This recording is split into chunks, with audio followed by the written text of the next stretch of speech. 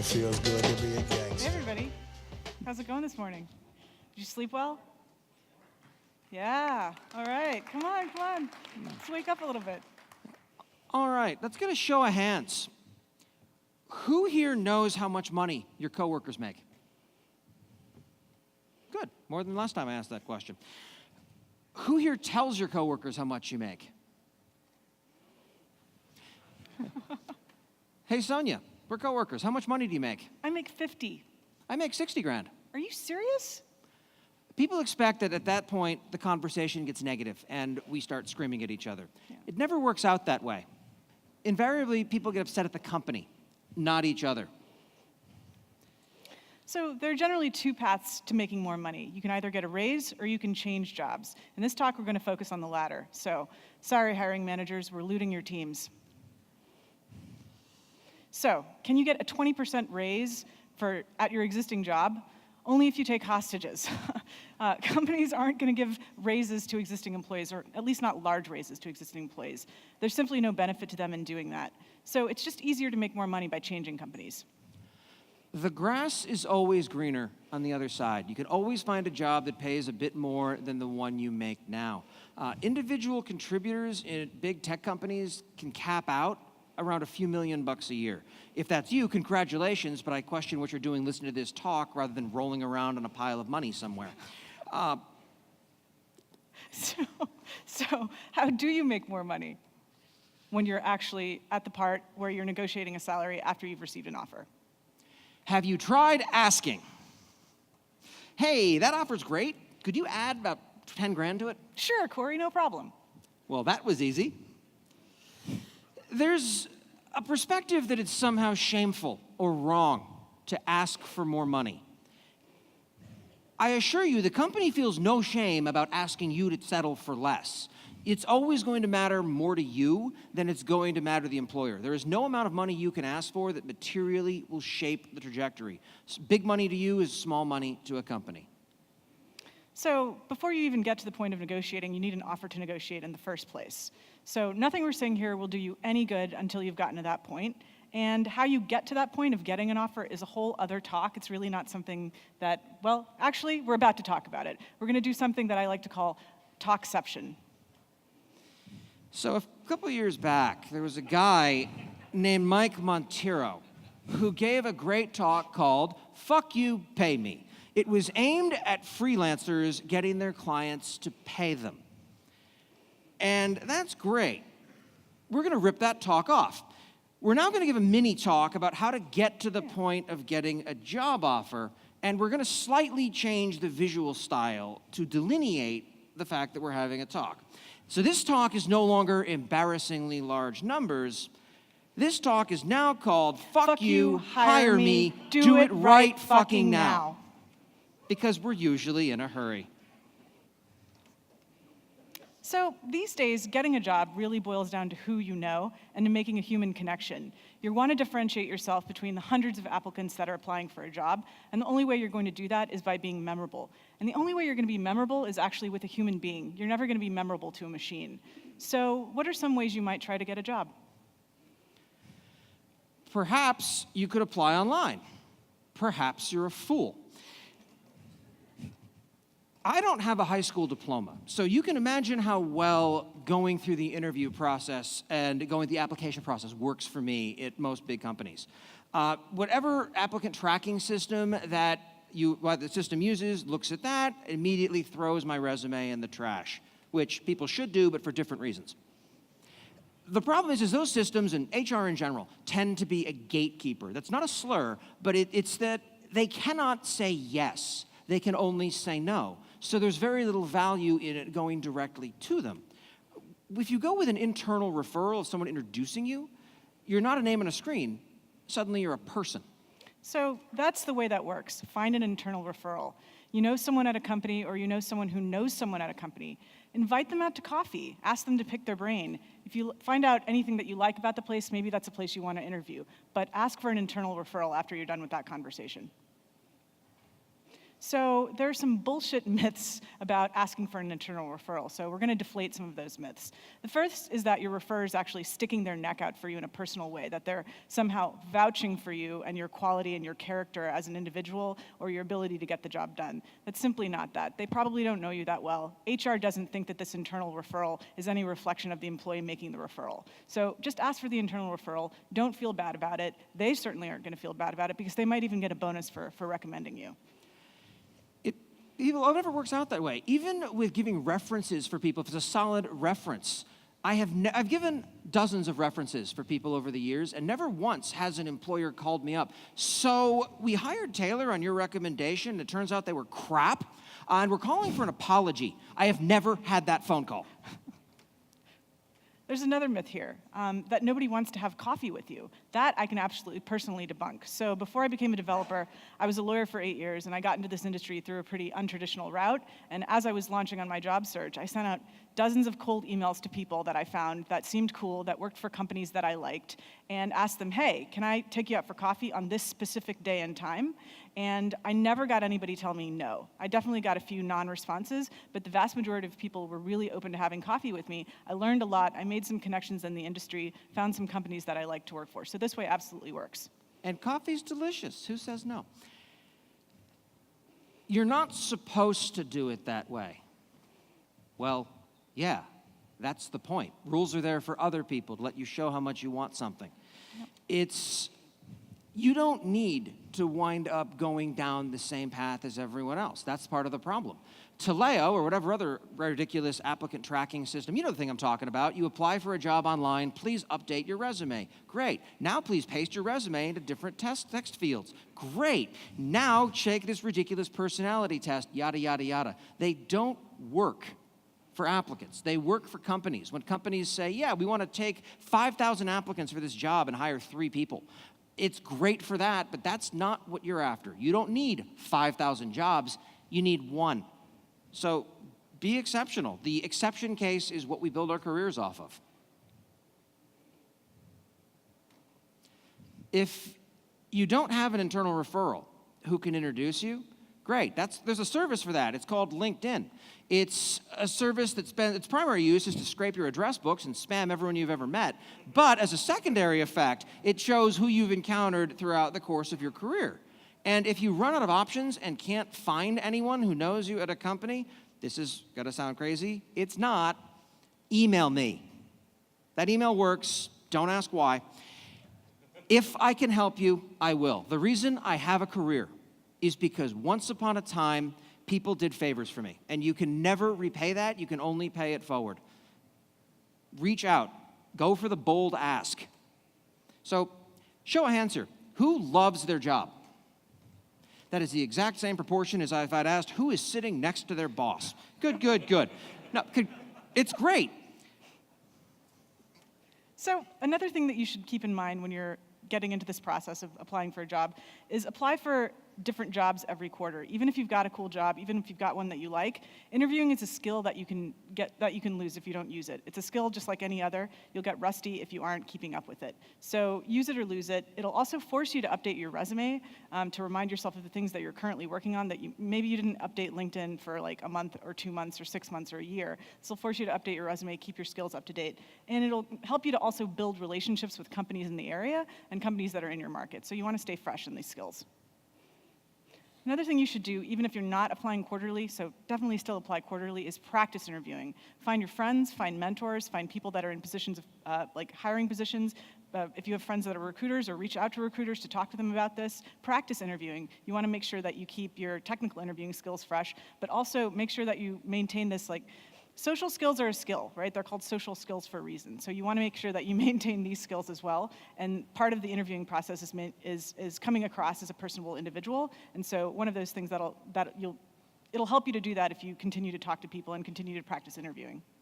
A common objection is that, well, isn't it unethical to take a practice interview for a job you aren't intending to take? Yeah, 3 of my jobs started off as practice interviews. It turned out I really liked what they had to say, and it led somewhere decent. I don't see it as a waste of time at all. In fact, you can tell people that when you start the process, and they're going to say, cool, just for practice, come on in, hear what we have to say. To that end, If you want practice, email me. I work for Influx Data. We're actually hiring right now. So email me, come interview with us. I'll be your internal referral. And even if you don't get the job, you can still email me, ask me to get feedback for you, and I might be able to do that. So this is a good way to learn. That's another thing you should do after every interview is email the person that you were interviewing with to see if you could get feedback if you didn't get the job. You want to learn from your mistakes. yeah, I have no formal affiliation with Influx Data other than standing on the stage, but they're solving interesting problems and, relevant to this conversation, they're remote first.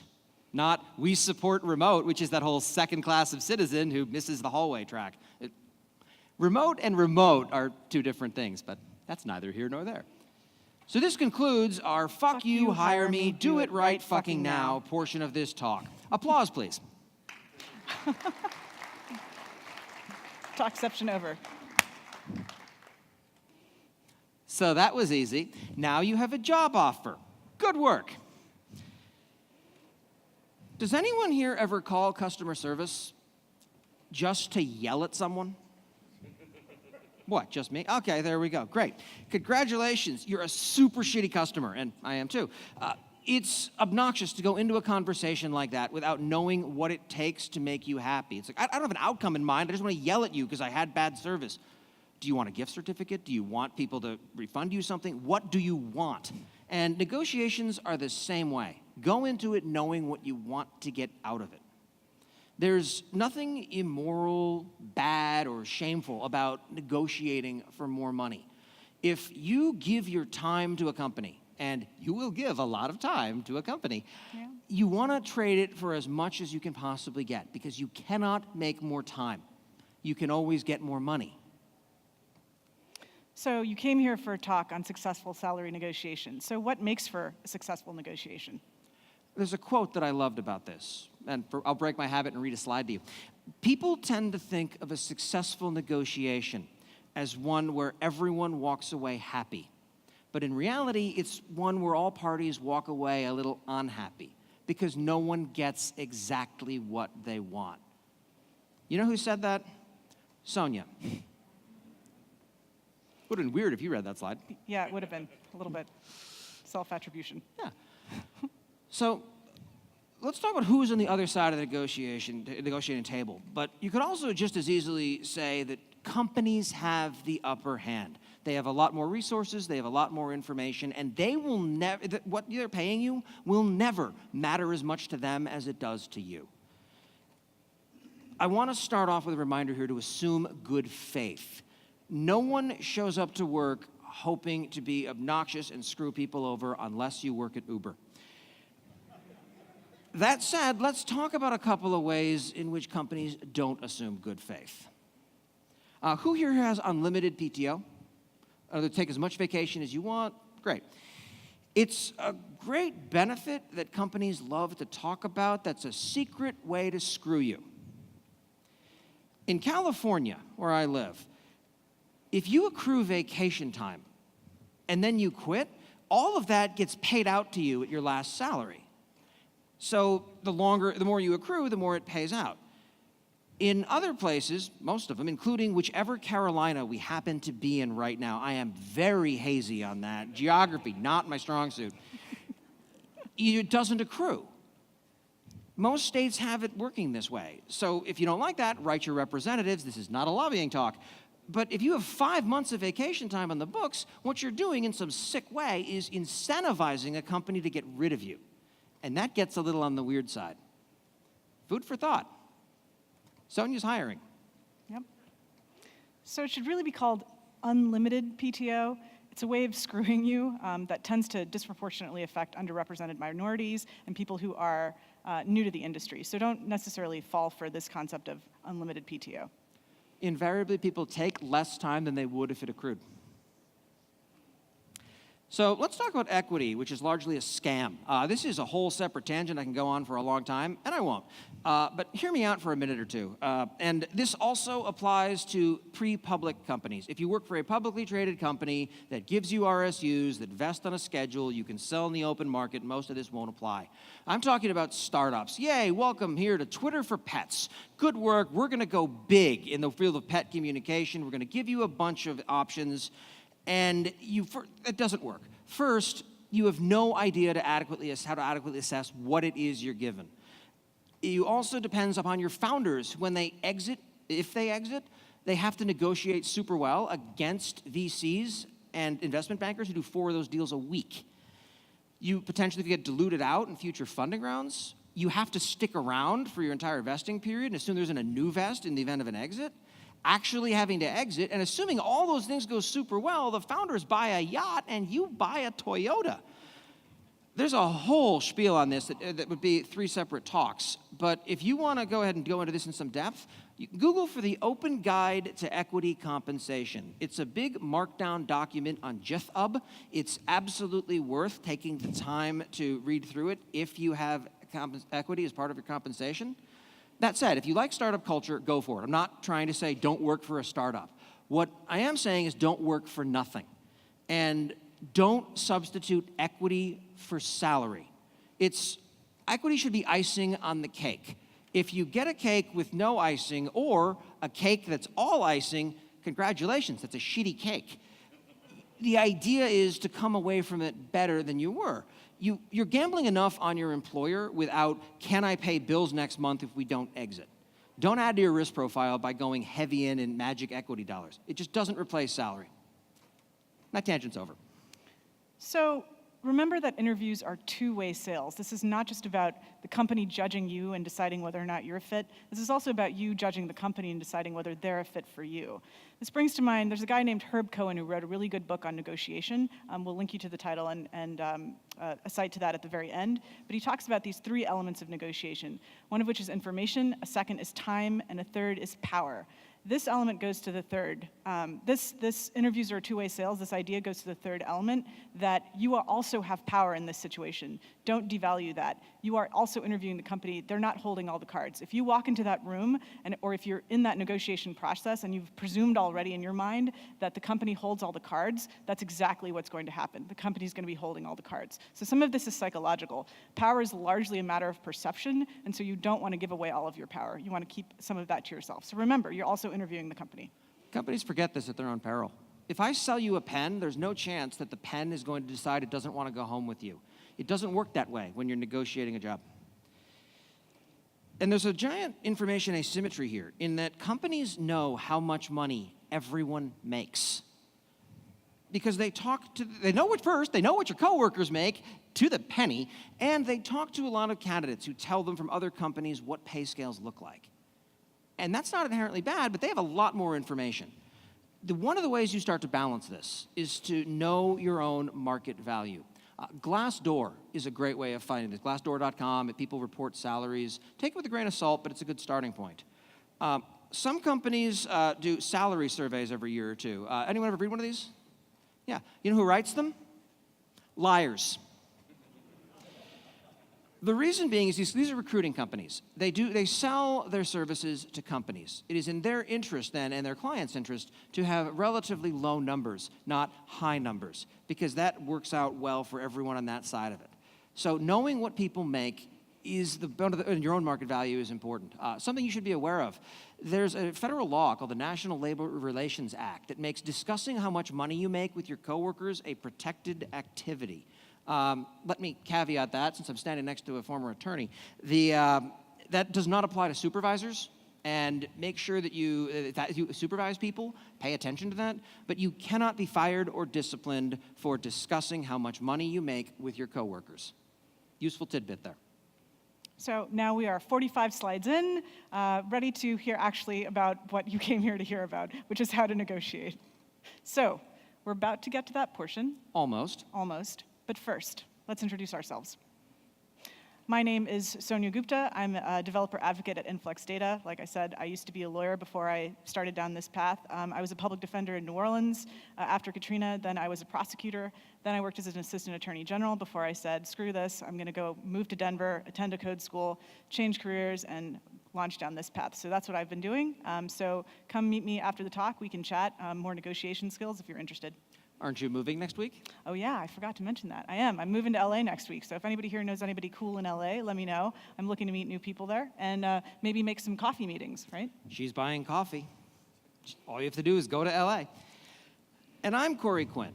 I do a lot of nonsense, but what most people know me for is writing a newsletter every week where I gather all the news from Amazon's cloud ecosystem, throw away the marketing fluff that nobody cares about, take what's left, and then make fun of it.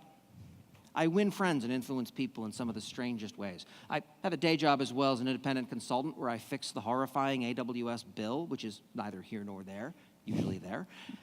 But mostly that's what people know me for, and I am a treasure and a delight. And together, we are the Sonia and Corey Show. Thank you for listening to us. Applause. Yeah, that is an applause line. There you go. There's a moment. So when do you actually start talking about money? Not until the very end of the interview process. Do not talk about money before an offer is made. There's no way that's going to help you. There is a chance that you will get an offer that is so low as to be laughable. Just consider that having been interview practice, but do not under any circumstances talk about money at all in the process until an offer has been made. All you're going to do by talking about money too soon is hurt yourself. If you go through the interview process and you sold them on you, you can talk yourself up 10%. At the beginning, all you'll do is cross yourself off the candidate list. Sell them on you before you tell them how much it's going to cost. So oftentimes companies will ask you, what's your target salary?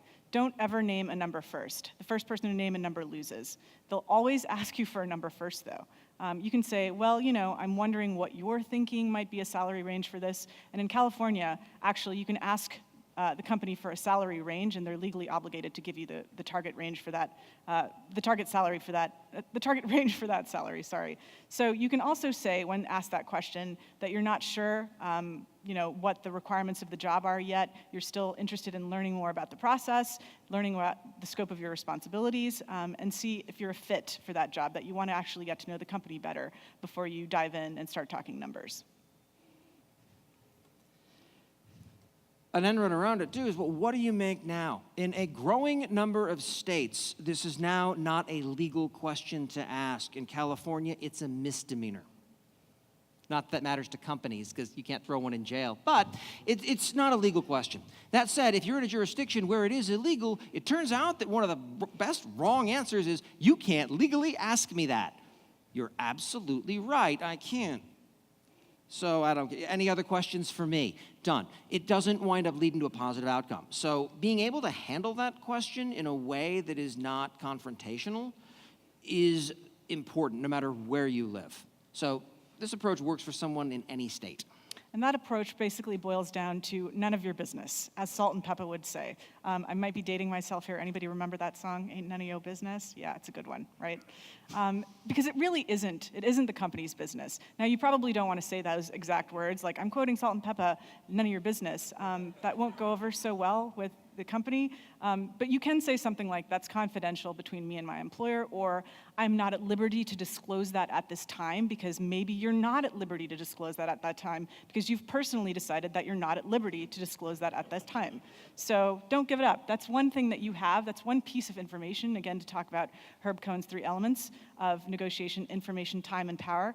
That's one piece of information that you have that the company does not have. Do not give it away. Whatever you do, don't lie. It turns out that it doesn't go the way you think it would. And if you need additional incentive not to tell people how much you make, take this story that's true. In my last job, I wound up leaving, and then I started my own consultancy, which is what I do now. And I had a client run a background check on me, and I got a copy of it. It turns out that my former employer used a service that gathers all this information called HireRight. And my record in HireRight has my job title wrong, it has my dates of employment wrong, and it has my salary wrong. But other than that, it's spot on. The point being is, even if you're honest in this, it can come off as lying. And people are not going to call you a liar, they're just going to make assumptions. So the only safe way forward is not to give an answer. People will forgive a lot, but they will not forgive either dishonesty or perceived dishonesty. So once you've said, hey, this, my salary is confidential or I can't talk about it, just stay quiet. You don't need to keep filling silences. This actually goes for negotiations in general. Don't feel a compulsion to fill awkward silences. I think as human beings, we all tend to feel that, but actually women and underrepresented minorities tend to feel this compulsion even more. Studies show to actually fill silences when they deem them to be uncomfortable silences. So kind of try to avoid that compulsion to fill silences. Just give your answer, leave it at that. You don't need to justify your explanation. It's your choice to say it's confidential or I've decided not to disclose that information at this time. And as a white dude, it's very easy to fill a silence because you feel you have something valuable to say and deserve to be heard, even though that wasn't my slide to talk on. So let's say an offer arrives. If it's on the phone, tell them you'd like to think about it for a couple of days. If it's via email, you want to keep it to email if possible because you can be more thoughtful in email. But if it's via phone or email, you definitely want to take some time to think about it. Do not, under any circumstances, accept the offer right away. Spoiler, easy to say. I've accepted offers on the spot before and always lived to regret it. You learn how to do this stuff by getting it wrong a lot, which is why it's important to keep practice interviewing. So let's pretend for a second that the offer is perfect, $500,000 a year and a company helicopter. Good for you. Ask for more.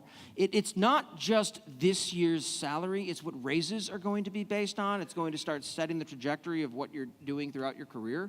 And a company is never going to give you the top of their range with their initial offer. There's always going to be flex room or wiggle room. They want to leave room to come up. Is the offer actually perfect? If you're not embarrassed by the number, it's probably not big enough.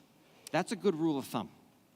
And as a person who's marginalized by racism and or sexism, sometimes it can be really difficult to navigate the line between arrogance and confidence. Studies have shown that women in particular who are confident negotiators, who are confident in the workplace, tend to be viewed as having negative traits.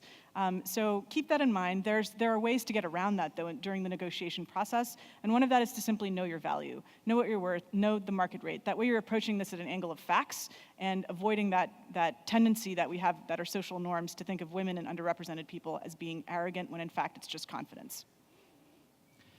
People who are marginalized by racism and or sexism are penalized for negotiation because society interprets that very differently. And there are studies that show that women tend not to negotiate when they think that they'll lose, but men will negotiate regardless.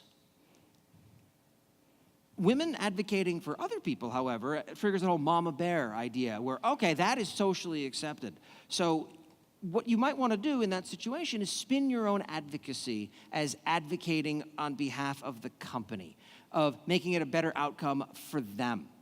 And if you're in the audience and you're a hiring manager who's like this, understand it's on us to fix this problem and change the game. And if you hold negotiating against people who don't look like this, we're doing it wrong.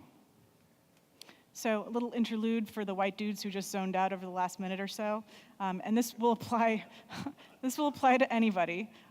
Sell yourself as if you were a business. So this helps to create psychological distance in your mind. One of the things that I think, especially as a woman, can be very difficult is to advocate on behalf of oneself. So if you sell yourself as, if I would sell myself as Sonia Gupta LLC or Corey Unlimited, something like that, that helps you to create some psychological distance, so you're actually selling an entity. You're not just necessarily selling yourself. So this can help you to become a better negotiator, a better advocate for yourself.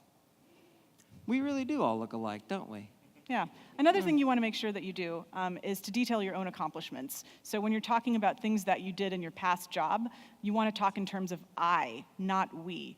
Don't necessarily put all of the credit on a team, right? If you were made individual contributions to that team, you want to stress those contributions over any contributions that you made as a team.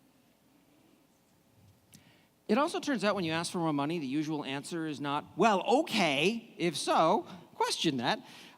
They may have objections. Let's tackle a few. Sonia, we just can't afford more than that. So $10,000 is going to make or break this company. Thanks for letting me know. I'm not going to be sticking around. You need to stress your own value and the market rate. Again, no. Don't talk about your own expenses as a reason for doing that. Well, I have a big family, or well, I have student loans to pay off. It's amateurish and it doesn't move the needle and just makes it look like you don't know how those discussions go. But Corey, the VP doesn't make that much. Well, my friend Sonia and I built a talk that VP should really go watch on YouTube. How much other people make is not your concern. In fact, the current staff's salary is a problem that belongs to someone else, your hopefully prospective employer. It's not your problem. Market rate is market rate. You want to focus on your own value. But Corey, it's not about the money. We're about the mission. And that's exactly how that should go. He's walking away. And now I'm coming back. Yeah, it's the only way for the sentence to end if they're not a nonprofit is great. About the mission, terrific. I'll go volunteer somewhere. If you are that passionate about a cause, in many ways the best way you can benefit them is to find the thing you're best at and go make an enormous pile of money doing it, and then donate that money. It's much more effective than volunteering in a soup kitchen. There are organizations that help any cause you're passionate about funnel money into them. Go make more of it. So you've beaten the employer into submission. You've been very successful in your interview process. You've got an offer. They've accepted your counteroffer. Your hard work has paid off. You're done, right? You're an excellent negotiator. Everything's been successful. You're almost done. But wait, there's more. The offer can be rescinded if it's not in writing. It can still be rescinded after the fact, but it's not as common. Make sure you get it signed by both parties and sleep on it for at least one business day before you go in and quit your job. It's like, so, I quit yesterday? I was kidding. Yeah, it doesn't work nearly as well as you're desperately hoping it will. And when you do quit, be respectful. Don't warm your hands by a burning bridge. You never know who you're going to meet down the road. So in summary, negotiate every offer. Never name a number first. Know your own value. Go forth and conquer. Here's some credits. This is where you should absolutely, take a picture of this. This is valuable stuff. We have Mike Montero's Fuck You, Pay Me talk, which is transformative just for the title, if nothing else. If you're ever doing any freelancing, pay attention. And the Open Guide to Equity Compensation, as mentioned, a markdown document on GitHub that tells you more than you'll ever want to know about anything that even tangentially touches equity compensation. And also a really good read, Herb Cohen's You Can Negotiate Anything, How to Get What You Want, talks about those three elements of negotiation: information, time, and power. And also fearlessSalaryNegotiation.com. It's a great site on this topic, and if you talk to Josh, who runs that site, tell him we sent us. Tell him we sent you. Yeah. Don't send him to us. We can't help the man. He's really good at what he does. And it's surprisingly expensive. All right. Thank you, everybody. That's our talk. Thank you for listening.